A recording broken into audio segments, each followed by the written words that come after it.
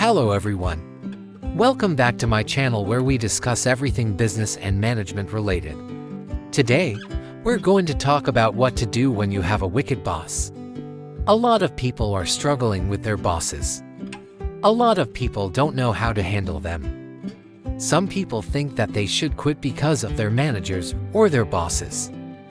But before you take such an extreme step, watch this video till then because I am sure by the end of this video you'll be able to figure out if it is really your boss that is the problem or maybe it is something else. So let me start by asking you a few questions. Do you feel that your boss is always yelling at you? Do you feel that your boss is always creating unnecessary pressure on you? Do you feel that your boss does not appreciate anything that you do?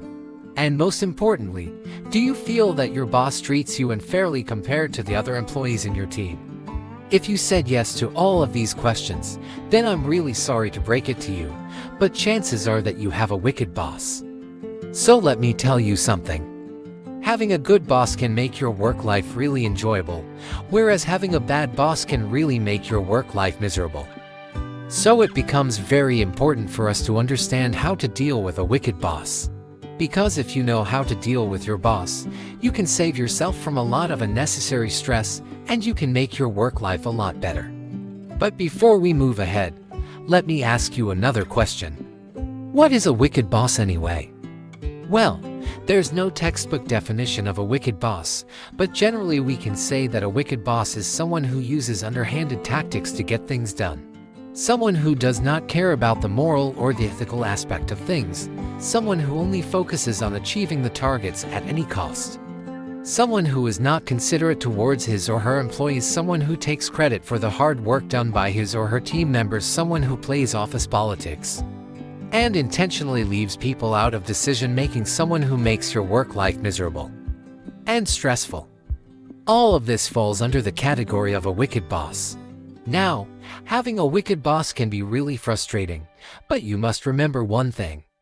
Your boss is also a human being. Yes, every one of us is capable of acting in a despicable manner sometimes, and your boss is no exception to that. It might help you to look at the situation with a little less anger and a little more objectivity. Now, depending on the kind of relationship you share with your boss, there are a total of 6 things you can do. I'll discuss them one by one. Number 1, improve your skills. You need to constantly improve your skills. Constantly try to become better at what you do. Become indispensable. Try to become someone whose absence will be felt in the organization. Now a lot of people may disagree with me, but trust me on this one, when you become good at what you do, even if your boss yells at you or treats you like garbage, you wouldn't care because you know your worth. Plus, a good employee is always in demand. So if your boss doesn't appreciate your work, you can simply leave and join another organization. Number 2, align your personal goals with organizational goals. Wicked bosses only focus on achieving the organizational goals. They don't care about anyone's personal goals. So if you want to survive in such an environment, you need to learn to align your personal goals with organizational goals. In other words, if you want to survive under a wicked boss, you need to learn to become more selfish. I know it sounds really bad, but trust me, this is the only way to survive under a wicked boss. Let me give you an example. Suppose you have a very aggressive sales target that needs to be achieved by the year end. Now, suppose you have taken some time off to spend with your family. In such a situation, a sensible thing would be to prioritize your work so that your personal and professional life both suffer.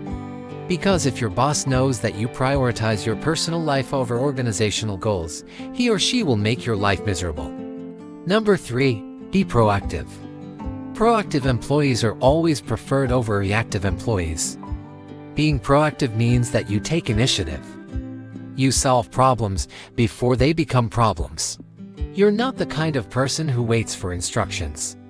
So if you want to survive under a wicked boss, you need to learn to become more proactive.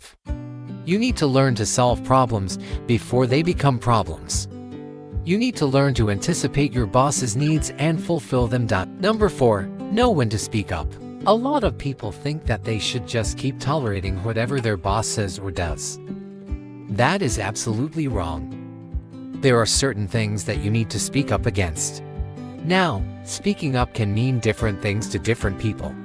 For some, speaking up may mean confronting their boss. For others, it may mean writing an email to HR. Whatever speaking up means to you, you need to know when to do it. You need to know when it has gone too far. If you keep quiet for too long, your boss will assume that you're enjoying being treated badly. So learn to speak up at the right moment. Number 5. Document everything. We all have a tendency to assume that our memory serves us right, but we couldn't be more wrong. Human memory is very weak. It fades with time. So if something unpleasant happens at work, chances are that you will forget certain details with time.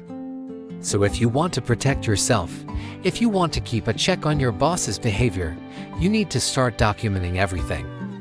Start maintaining a logbook where you write down every interaction you have with your boss. Note down dates, times, and witnesses to every event. It will serve as a concrete proof if you ever decide to complain against your boss. And finally, number 6, leave. This should be your last option. I know a lot of people will prefer to leave their job rather than confront their boss. I am not one of them. I believe that it is always better to confront a situation rather than run away from it. But before you decide to confront your boss, you need to ask yourself a few questions. Is it worth damaging your professional relationship with your boss? Are you ready to face the consequences? Are you ready to fight for what you deserve? If you answered no to all of these questions, then leaving might be a better option. Remember, a job is just a job. There will always be another job waiting for you. So don't be afraid to leave. Wicked bosses will always be there in every organization, just like good bosses. The only difference is that good bosses will help you to grow professionally, whereas wicked bosses will hold you back. And there's nothing much you can do to change a person's wicked nature. So if you find yourself stuck between the horns of a dilemma, choose to leave. In the end, I just want to say this. Don't tolerate things that make you feel worthless. Don't tolerate things that you feel are not right. And don't tolerate things that make your work life miserable. That's all from my side for today. If you found this video helpful, hit the like button, comment below, and let me know what you think.